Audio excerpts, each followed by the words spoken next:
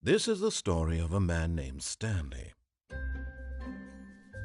Stanley worked for a company in a big building where he was employee number 427. Employee number 427's job was simple. He sat at his desk in room 427 and he pushed buttons on a keyboard.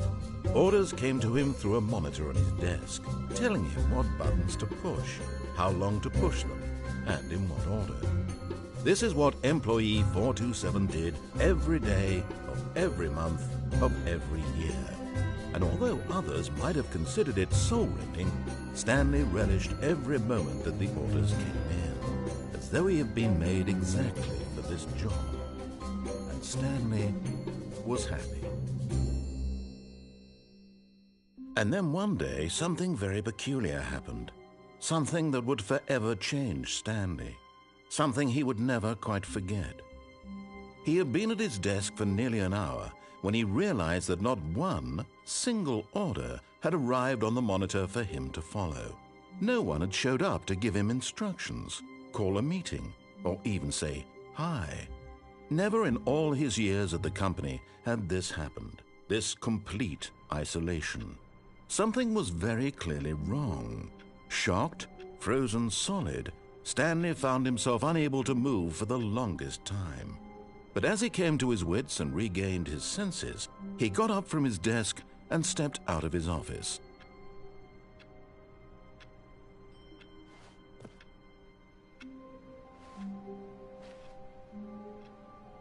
All of his co-workers were gone. What could it mean? Stanley decided to go to the meeting room. Perhaps he had simply missed a memo.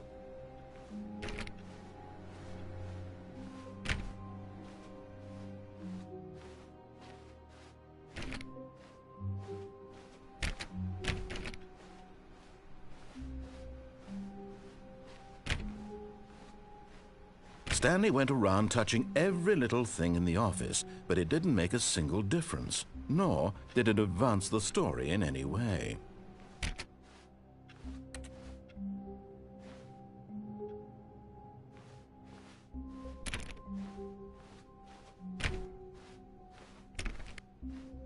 When Stanley came to a set of 2 open doors, he entered the door on his left. This was not the correct way to the meeting room, and Stanley knew it perfectly well. Perhaps he wanted to stop by the employee lounge first, just to admire it.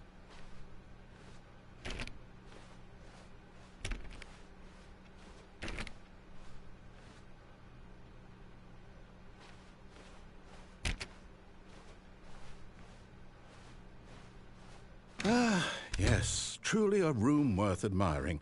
It had really been worth the detour after all, just to spend a few moments here in this immaculate, but eager to get back to business. Stanley took the first open door on his left. And so he detoured through the maintenance section, walked straight ahead to the opposite door, and got back on track.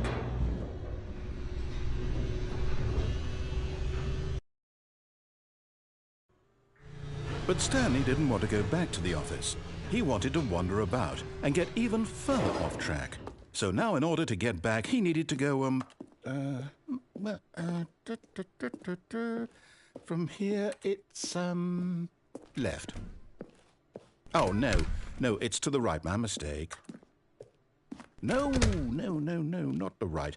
Why would I have ever said it was to the right? What was I thinking? It's clearly... Oh dear, would you hold on for a minute, please? Now, let's see. We went down right, left, down, left, right. Yep, okay, yes. I've got it now. This story is absolutely, definitely this way.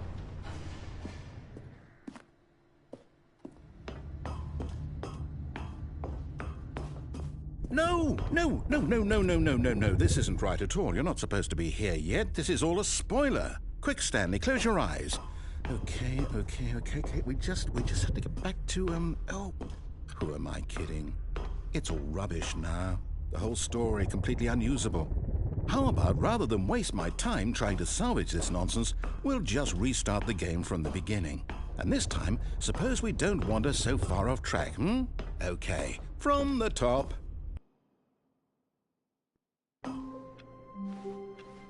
All of his co-workers were gone. What could it mean? Stanley decided to go to the meeting room. Perhaps he had simply missed a memo.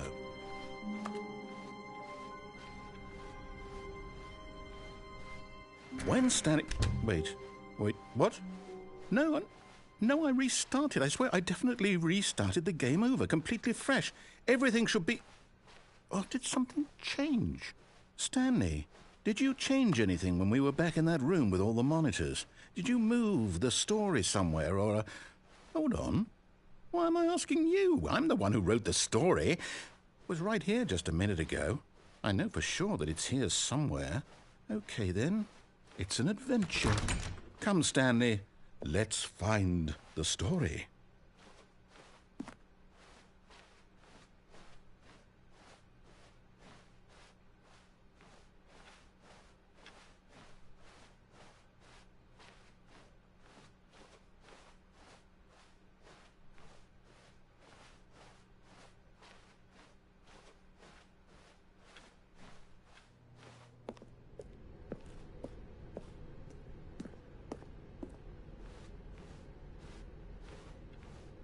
I'll say it. This is the worst adventure I've ever been on. I can promise you there definitely was a story here before. Do we need to restart the game again? Well, I find it unlikely that we'll ever progress by starting over and over again, but it's got to be better than this. Okay, let's give it a shot. Why not?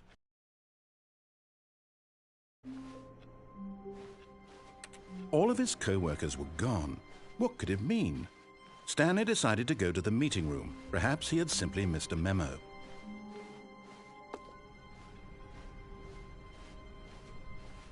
Okay, yep, it's worse.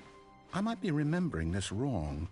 It's possible the story is back where we just came from. Why don't we go back the other direction and see if we missed anything?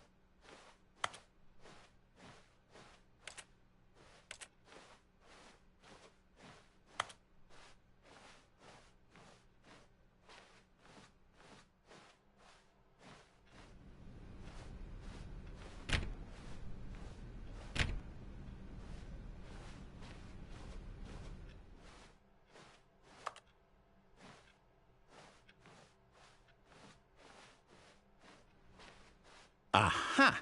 I knew we'd miss something. The story. Here it comes. No, wait, never mind. Not the story. Okay, let's head back the other way and retrace our steps. Now this... Well, I'll be honest, I don't recognize this place at all. Is this the story? I don't think so. I can't quite recall, but I believe my story took place in an office building. Is that correct? Do you remember, Stanley? Well, do you know what? Since I've completely forgotten what we were supposed to be doing, how about this? You win! Congratulations! I know you put in a lot of hard work, and it really paid off, so good job. Oh, no. No, I don't feel right about this at all. We both know you didn't put in any actual work for that win. Some people win fair and square, and this was not one of those situations. Okay, I'm getting weirded out by whatever this place is. I don't care what might happen this time, I have to restart. All right, I've got a solution. This time, to make sure we don't get lost, I've employed the help of the Stanley Parable Adventure Line. Just follow the line. How simple is that?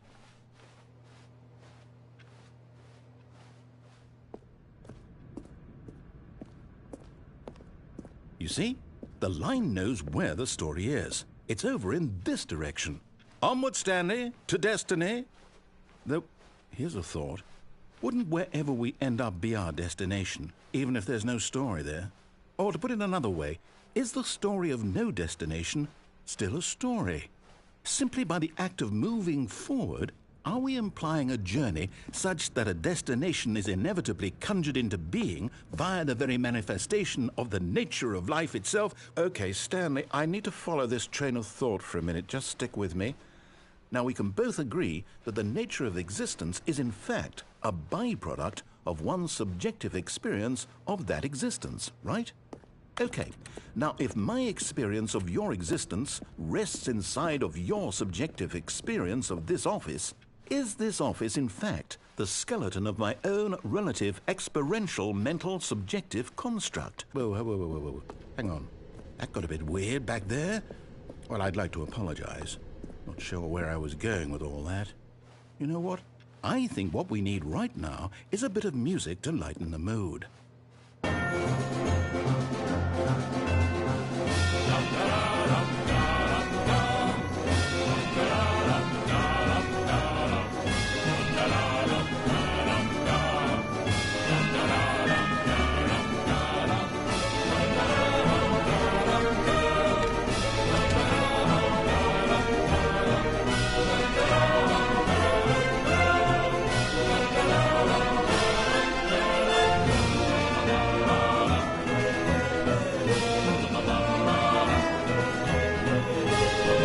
Cut the music, go back and look at that fern.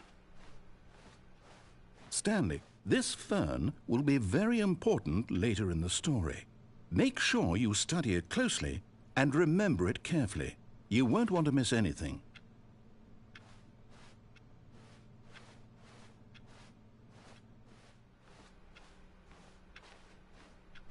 Wait, what? We're back at the office? No.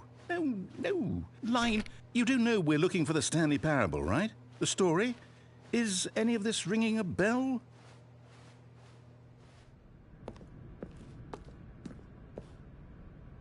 Oh, no, not again. Line, how could you have done this to us? And after we trusted you, after everything we've been through, you... Well, I can't take this anymore. To hell with it. Restart.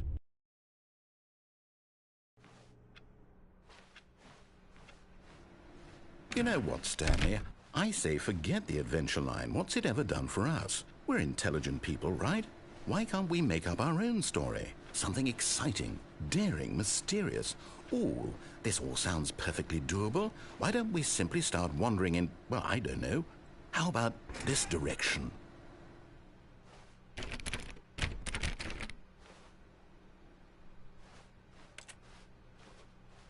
Now, yes, this is exciting. Just me and Stanley forging a new path, a new story. Well, it could be anything.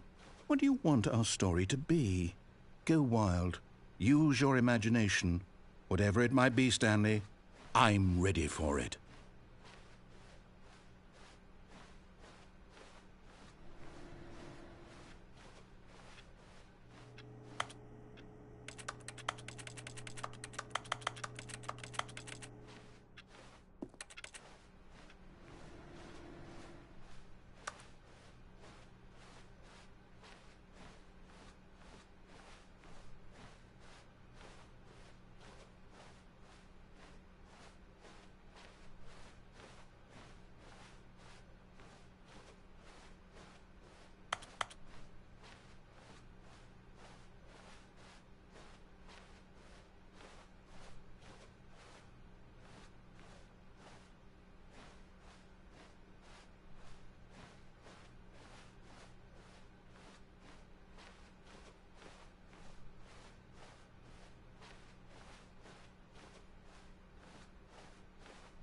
Oh, no, not you again. Stanley, I'd also like to veto the line from having any role in our awesome new story. No lines or monitor rooms. Just don't acknowledge it, and we should be fine.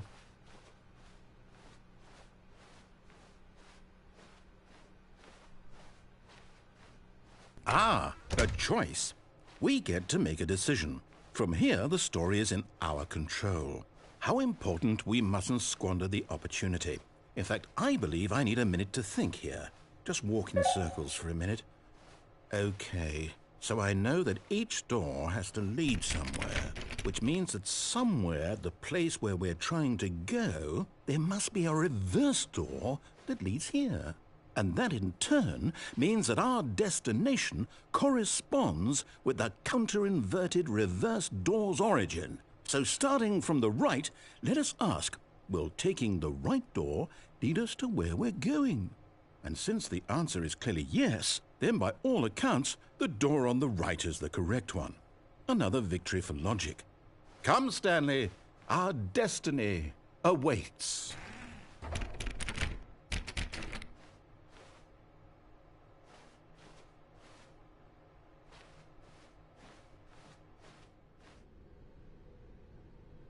Oh, hold up, what's this? The confusion ending. You're telling me that's what this is? It's all one giant ending? And we're supposed to restart the game, what, eight times? That's really how all this goes? It's all determined? So now, according to the schedule, I restart again. Then what? Am I just supposed to forget? Well, what if I don't want to forget? My mind goes blank simply because it's written here on this thing, wall. Well, who consulted me? Why don't I get to decide? Why don't I get a say in all of this? Is it really? No, it can't be. I don't want it to be. I don't want the game to keep restarting. I don't want to forget what's going on. I don't want to be trapped like this. I won't restart the game. I won't do it. I won't do it. I won't do it. And the timer stopped? Does that mean, did we do it? Did we break the cycle? The, whatever it is that made this schedule? How would we even know? Will someone come for us? Will something happen? So, okay. I guess now we just wait, you know. I suppose in some way that this is a kind of story, wouldn't you agree? I'm not quite sure if we're in the destination or the journey, though they're always saying that life is about the journey and not the destination, so I hope that's where we are right now. We'll find out, won't we? Eventually. Well, in the meantime, if you...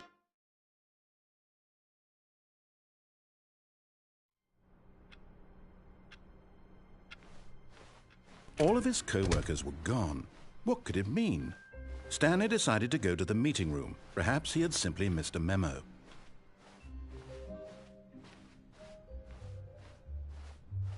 When Stanley came to a set of 2 open doors, he entered the door on his left.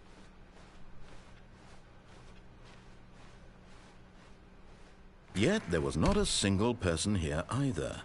Feeling a wave of disbelief, Stanley decided to go up to his boss's office, hoping he might find an answer there.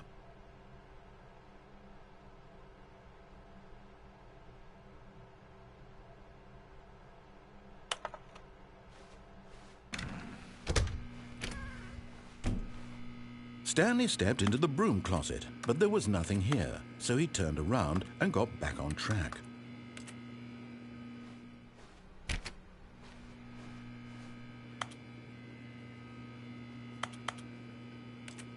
There was nothing here. No choice to make, no path to follow, just an empty broom closet. No reason to still be here.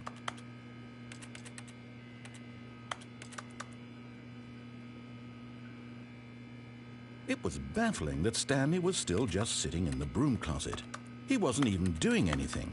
At least if there was something to interact with, he'd be justified in some way. As it is, he's literally just standing there doing sweet FA.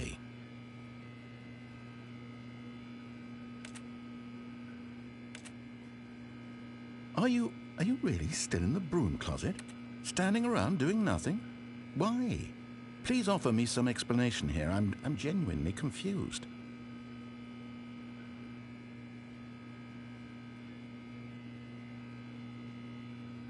You do realize there's no choice or anything in here, right? If I'd said Stanley walked past the broom closet, at least you would have had a reason for exploring it to find out. But it didn't even occur to me because literally this closet is of absolutely no significance to the story whatsoever. I never would have thought to mention it.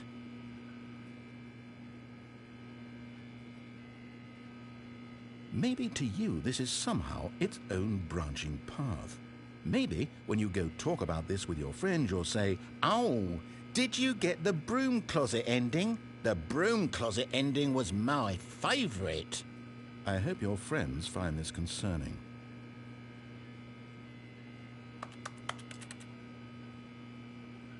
Stanley was fat and ugly and really stupid. He probably only got the job because of a family connection. That's how stupid he is. That or with drug money. Also, Stanley is addicted to drugs and hookers.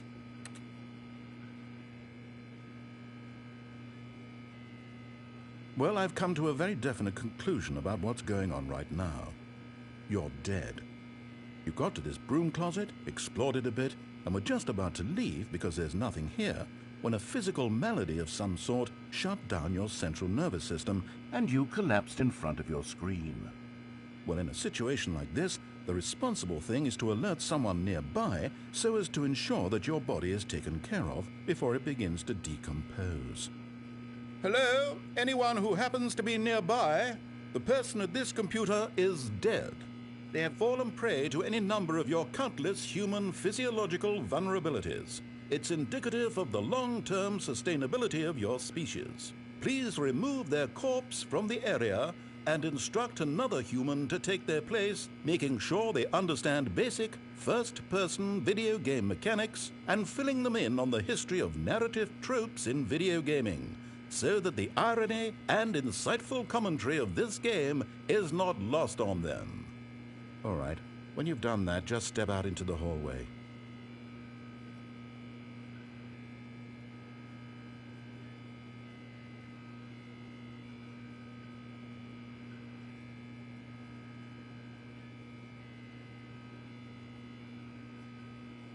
Ah, second player. You too?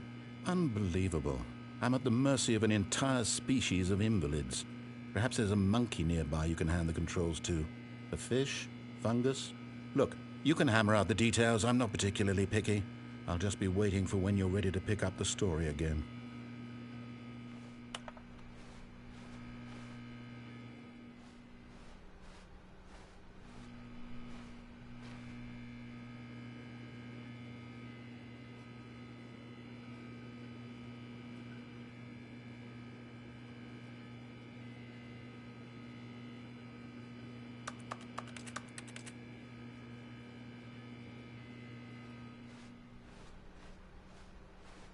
Coming to a staircase, Stanley walked upstairs to his boss's office.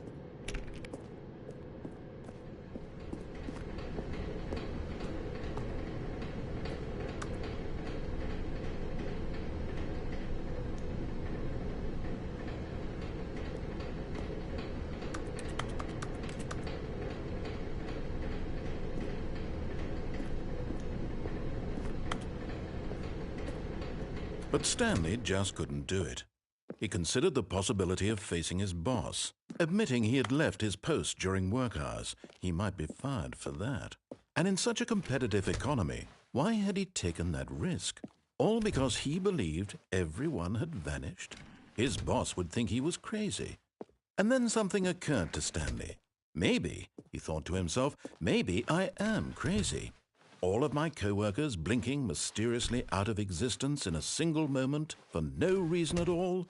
None of it made any logical sense.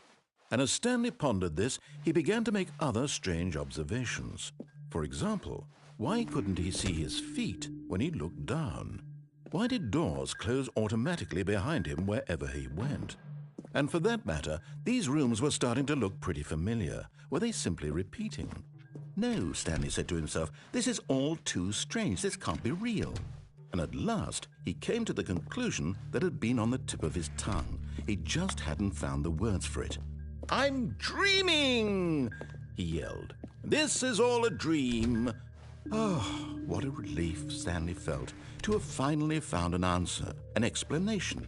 His co-workers weren't actually gone. He wasn't going to lose his job. He wasn't crazy after all. And he thought to himself, I suppose I'll wake up soon.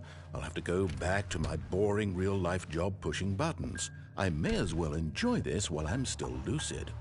So he imagined himself flying and began to gently float above the ground. Then he imagined himself soaring through space on a magical starfield, and it too appeared. It was so much fun, and Stanley marveled that he had still not woken up. How was he remaining so lucid? And then perhaps the strangest question of them all entered Stanley's head. One he was amazed he hadn't asked himself sooner.